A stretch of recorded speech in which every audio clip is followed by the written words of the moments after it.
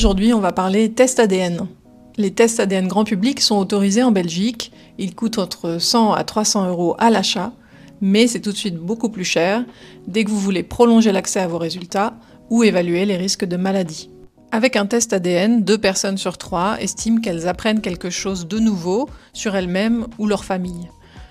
Parce qu'un test ADN, ça permet de retrouver des parents, des grands-parents, des cousins, des demi-frères ou sœurs, mais à condition que quelqu'un de la lignée ait déjà fait un test auprès de la même société.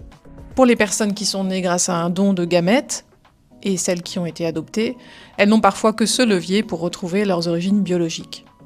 Alors si vous vous lancez dans une recherche familiale ou généalogique, ayez bien en tête que vous n'êtes pas à l'abri de dénicher un secret de famille. Pour tout ce qui touche aux questions de santé, la fiabilité des tests grand public est vraiment très variable. Des études ont montré qu'il y avait jusqu'à 40% de faux positifs pour les prédispositions au cancer du sein.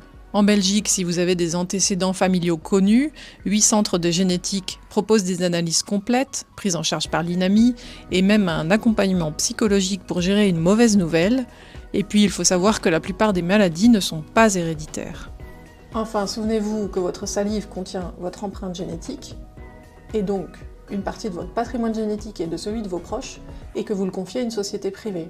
Donc dans l'idéal, essayez d'en discuter avec eux avant s'ils sont ouverts.